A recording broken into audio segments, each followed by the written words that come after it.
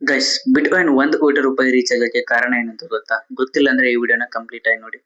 ಯಾಕಂದ್ರೆ ಇಡೀ ವರ್ಲ್ಡ್ ಅಲ್ಲಿ ಬಿಟ್ಕಾಯಿನ್ ಮೈನಿಂಗ್ ಮಾಡೋ ಮ್ಯಾಕ್ಸಿಮಮ್ ಲಿಮಿಟ್ 21 ಮಿಲಿಯನ್ ಬಿಟ್ಕಾಯಿನ್ ಮಾತ್ರ ನಾವು ಮೈನಿಂಗ್ ಮಾಡ್ಬೋದು. ಅದಾದ್ಮೇಲೆ ಒಂದೇ ಒಂದು ಬಿಟ್ಕಾಯಿನ್ ಕೂಡ ಮೈನಿಂಗ್ ಆಗಲ್ಲ. ಇದೇ ರೀಸನ್ಗೆ ನಮ್ಮ ವರ್ಲ್ಡ್ ಅಲ್ಲಿ ಇರೋ ದೊಡ್ಡ ದೊಡ್ಡ ಇನ್ವೆಸ್ಟರ್ಸ್ ಮತ್ತೆ ಕಂಪನಿಗಳು ಕೂಡ ಬಿಟ್ಕಾಯಿನ್ ನ ಒಂದು ಇನ್ವೆಸ್ಟ್ಮೆಂಟ್ ತರ ಬೈ ಮಾಡ್ತಾ ಇದ್ದಾರೆ. ಎಕ್ಸಾಂಪಲ್, ನಮ್ಮ ಭಾರತದಲ್ಲಿ ಪೆಟ್ರೋಲ್ ರೇಟ್ ಜಾಸ್ತಿ ಇದೆ. ಯಾಕಪ್ಪ ಅಂದ್ರೆ US ಮತ್ತೆ ಇರಾನ್ ವಾರ್ ನಡುವೆ ಕ್ರೂಡ್ ಆಯಿಲ್ ಪ್ರೈಸ್ ಕೂಡ ಜಾಸ್ತಿ ಇತ್ತು.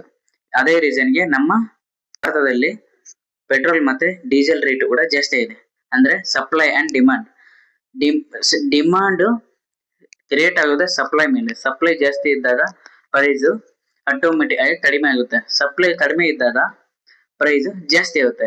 ಇದೇ ಸೇಮ್ ಸಿಸ್ಟಮ್ ಬಿಟ್ಕಾಯಿನ್ ಅಲ್ಲಿ ಕೂಡ ಅಪ್ಲೈ ಆಗುತ್ತೆ.